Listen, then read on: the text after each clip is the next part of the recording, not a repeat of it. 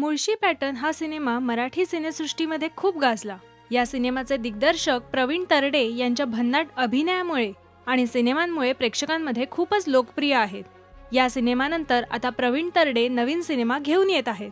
हा आगामी सिनेमा हिंदवी स्वराज्याचे संस्थापक छत्रपती शिवाजी महाराज आणि छत्रपती संभाजी महाराज यांचे सरसेनापती हंबीरराव मोहिते यांच्या जीवनावर आधारित असणार आहे।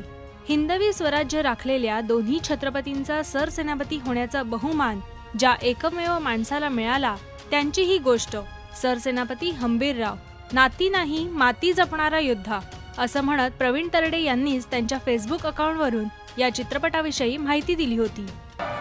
यांनी घडवून आणलेला हा नेत्रदीपक सोहळा आणि त्या सोहळ्याच्या दिवशी संपूर्ण मोहिते परिवाराच्या वतीनं संदीप मोहिते पाटील, सौजन्य निकम आणि धर्मेंद्र बोरा यांच्या वतीनं दोन्ही स्वराज्याचे एकमेव सरसेनापती हंबीरराव मोहिते यांच्यावर मराठी चित्रपट सृष्टीमध्ये न भूतो न भविष्यती अशा ऐतिहासिक चित्रपटाची घोषणा आज शिवजयंतीच्या शुभ मुहूर्तावर आपण करीत आहोत। या चित्रपटाच्या दिग्दर्शनासोबतच त्याची कथा, पटकथा, संवाद देखील प्रवीण तरडे यांनीच केलेत। या ऐतिहासिक सिनेमात कोण कलाकार बघायला मिळणार आहेत आणि मुख्य म्हणजे सरसेनापती हंबीरराव यांच्या भूमिकेत कोण बघायला मिळेल याबद्दल मात्र अजून कुठेही सांगितलेलं नाही।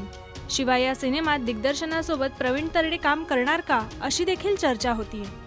तुम्हाला या सिनेमाविषयी आणि सरसेनापती हंबीरराव यांच्या भूमिकेमध्ये कोणाला बघायला आवडेल हे आम्हाला नक्की कळवा आणि मराठी सिनेसृष्टीतील ताज्या घडामोडी बघण्यासाठी सबस्क्राइब करा राष्ट्रीय मराठी।